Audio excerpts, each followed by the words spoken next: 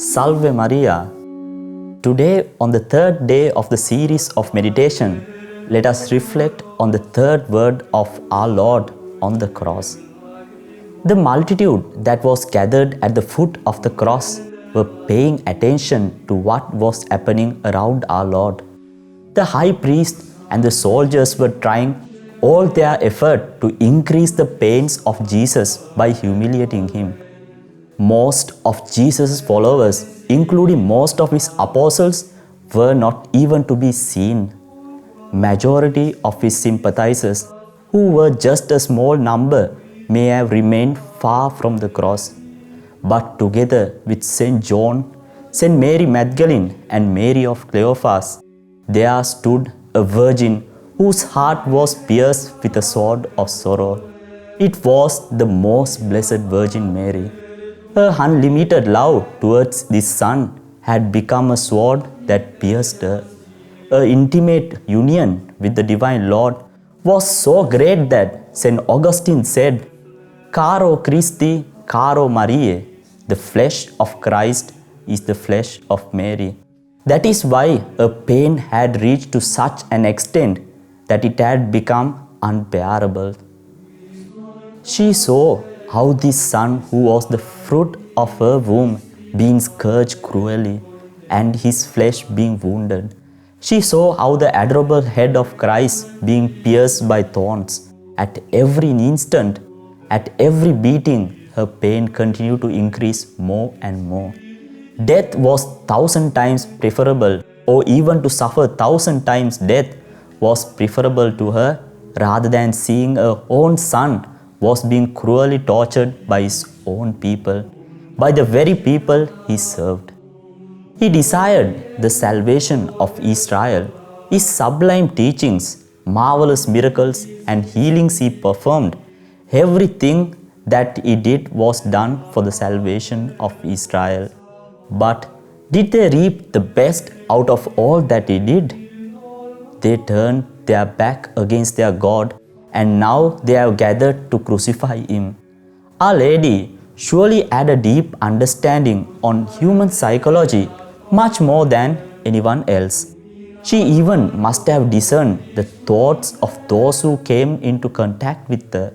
She already must have perceived the corrupted state of the Jewish priests of the temple when she had gone to the temple, especially during the presentation, and also when our Lord was lost in the temple at the age of 12. But now she saw how much that evil seed had grown to the point of bringing forth evil trees that produce evil fruits. Were not the Jewish priests, under the leadership of Annas and Caiaphas, the one who plotted against Jesus? Our Lady's sorrow grew each moment when she thought about this. Now the cross was raised and the apex of the passion of Jesus had reached. She was gazing at her Son, and the Son was gazing at the Mother. It was an exchange of gazes between the creature and the Creator, between the Master and the handmaid, between the Mother and the Son.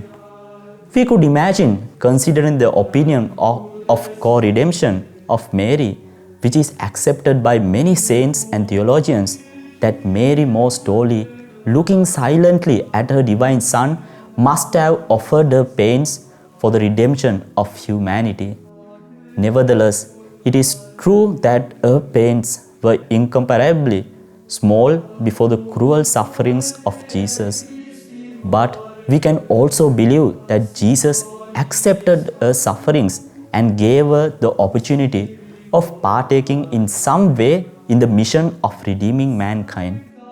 She was accompanied by Saint John the Apostle. Looking at them, Jesus pronounced these words that were to be remembered in the future by all her devoted children as an exaltation of her dignity. Woman, behold your Son, and to Saint John, behold your Mother. Why did Jesus call her woman?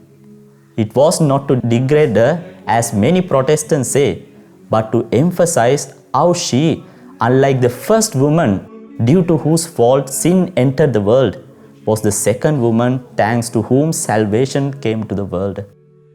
She was the new Eve who brought forth the new Adam. So, at this moment, we see how mankind was entrusted to the hands of the Mother of Salvation. Therefore, into her hands was given the power of influencing the present and future of mankind. She is the queen whose radical hatred against evil led her to speak against and denounce all the satanic forces of the world. She appeared to 3 little children in Fatima in order to denounce the moral decadence of mankind and to invite for conversion. She is a queen that leads an army against the forces of the world, the devil and the flesh. This army that she leads is the force of all her true devotees who are willing to serve her. Are you a member of this army?